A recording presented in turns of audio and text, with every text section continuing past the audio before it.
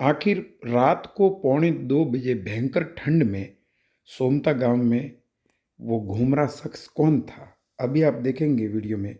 ये पुरोहितों के चौटे के पास, ये जरडेश्वरी में, ये देखो सामने आ गया, ये हाथ में लकड़ी और ये शख्स जा रहा है और फिर एकदम से अंधेरे में गुम हो जाता है। सीसीटीवी फुटेज में कैद हुआ ये शख्स आखिर कौन था?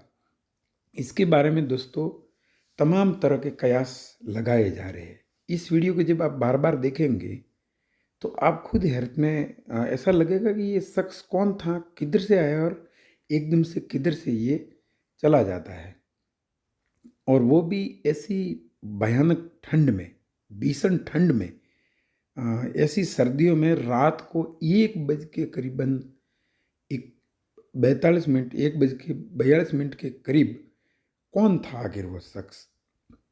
इस बारे में दोस्तों तरह तरह के कयास लगाए जा रहे हैं।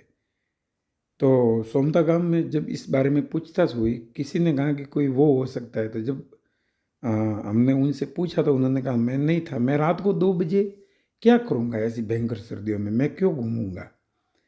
और फिर हमने और भी पूछताछ की तो कि भाई ये दो जने शायद कोई चोरी के मकसद से आए थे, कि एक जना था, कि वीडियो में एक जना शख्स दिखाई दे रहा है। और बिल्कुल, क्योंकि दोस्तों कैमरा कभी झूठ नहीं बोलता। तो आखिर ये शख्स कौन हो सकता है? आपका इसके बारे में दोस्तों क्या सोचना है? हम सब भी इस बारे में विचारों में पड़े हुए हैं, सोच विचार में, कि आखिर ये शख्स कौन हो सकता है। तो पहली थ्योरी जो आती है दोस्तों दिमाग में, उसके हिसाब से तो कोई चोर हो सकता है जो चोरी के मकसद से आया हो। और दूसरी जो थ्योरी आई, किसी ने ये कहा, बहुत जने ये भी कह रहे कि ये तो वीरबासी थे जो रक्षा करते हैं।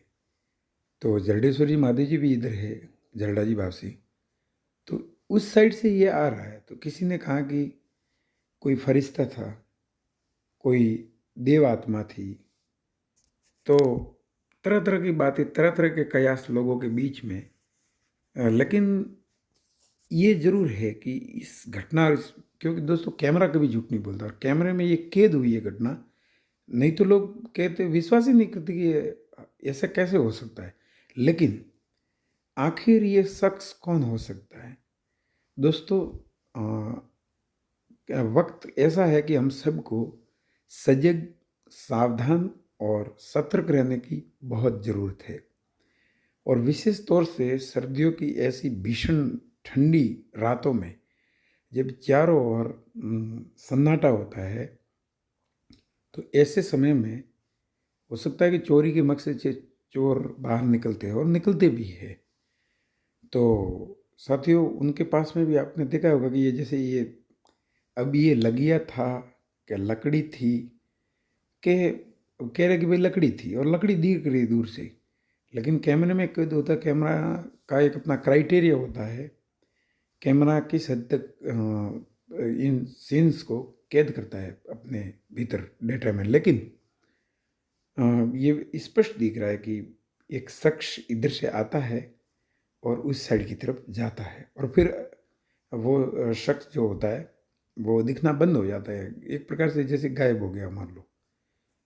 अब सवाल ये उठता है दोस्तों, आप सबसे मैं कह रहा हूँ कि इन सब का अपन क्या माकूल बंदोबस्त कर सकते हैं ताकि आम जन निर्भीकता से सोए। तो इसका एक तो ये व्यवस्था हो सकती है, इलाज, कि अपन एक बढ़िया सा एक दो गांव में दो चार या एक दो, जो भी जितना भी सगवड़ हो, संभव हो, गोरखा जो पहरेदार होते हैं, पहले के समय में भी मुझे याद है जब मैं बहुत छोटा था तो अपने गांव में भीलों के 2-3 बुजुर्ग मिडिल एज के लोग पहरेदारी करते थे रात को, और जागते रहो का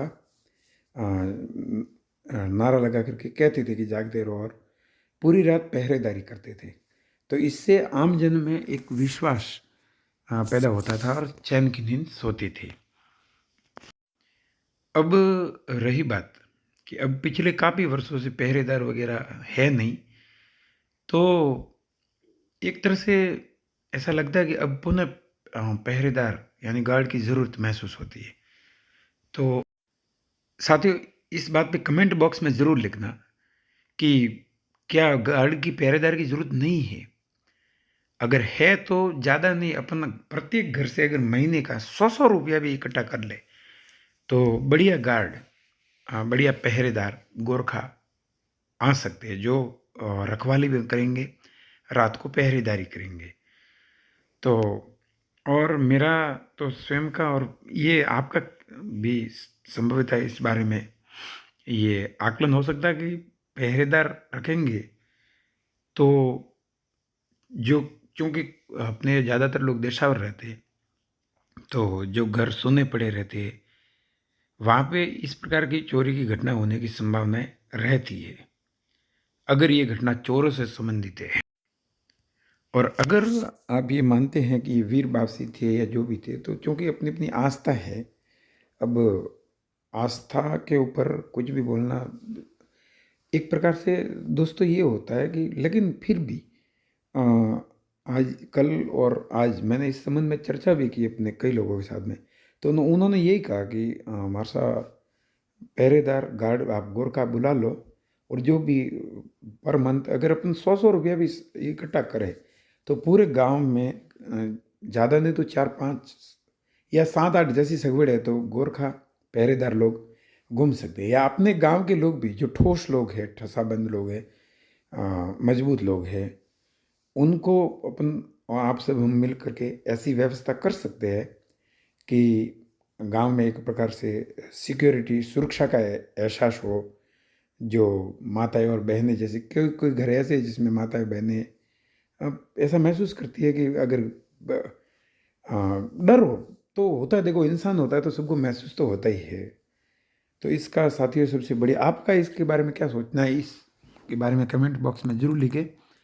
और मैं तो यही दुआ करूँगा कि भगवान नीलकंठ महादेव, भगवान आपनाथ आपेश्वर महादेव, माँ आशापुरा और तब गोगा जी बाबा, सभी भगवान हम सबकी रक्षा करें और गांव में सुख शांति अमन चैन बरकरार रहे। साथियों, पुनः मैं ये कहूँगा कि समय, वो कहते हैं मारवाड़ी में अपने क्या है कि कड़ू है, घोर कलयुग है, तो सावधान और सतर्क रहना। और वैसे भी ये कहा जाता है कि सावधानी सदा सुहानी। तो मैं आप सब दोस्तों से, साथियों से हाथ जोड़ के ये निवेदन करता हूँ कि जब आप इस वीडियो को देख रहे हैं, सुन रहे हैं, तो कमेंट बॉक्स में अपनी राय मशवरा जरूर देवे कि इस बारे में साथियों गोरखा रखना, पहरेदार रखना या और क्या बंदोबस्त हो सकता है। और अगर अपने गांव के लोग भी चाहे तो रख सकते हैं अपन इसके लिए, इससे ठीक भी रहता है। सुरक्षा व्यवस्था बंदोबस्त माकूल अगर हो तो जीवन दोस्तों आसान हो जाता है। बहरहाल ये वीडियो मैं पुनः कहूँगा कि कैमरा कभी झूठ नहीं बोलता। कैमरे ने बिल्कुल 1:41 के बाद समय से आप गौर से देखेंगे तो दिखेगा कि उसमें एक आदमी इधर से आ रहा है और लकड़ी है या क्या पता और भी हथियार हो सकते हैं। तो आप दोस्तों सब जने सजग रहे, सावधान रहे। और देखो ये सीसीटीवी कैमरे लगाने से ये फ़ायदा हुआ दोस्तों कि अपन के दिमाग में जो शंकाएं थी, नहीं तो लोग कहते कि ये तो यूं ही है कि अफवाह है कि क्या है। लेकिन कैमरे में सारी घटनाक्रम कैद हुआ और वो शख्स, अनजान शख्स कैमरे में दिख रहा है। और इस बारे में ढेर सारी चर्चाएं और ढेर सारी बातें हैं, लेकिन एक प्रकार से दोस्तों ज़रूरी है कि अपने गांव में गार्ड या पहरेदार गोरखा इसके रखना। आपका क्या कहना है? आप सबको बहुत बहुत आभार, धन्यवाद, नमस्ते, प्रणाम। भगवान हम सबके ऊपर दया दृष्टि बनाए रखे। धर्म की जय हो, अधर्म का नाश हो, प्राणियों में सद्भावना हो और विश्व का कल्याण हो। भगवान नीलकंठ महादेव जी की कृपा हम सबके ऊपर बनी रहे, माँ आशापुरी की कृपा हम सबके ऊपर बनी रहे, यही दुआ भगवान से करते हैं। आप सबको बहुत बहुत धन्यवाद, आभार, अभिनंदन।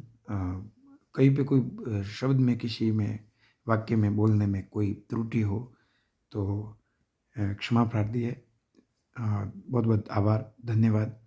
जय हिंद, जय भारत।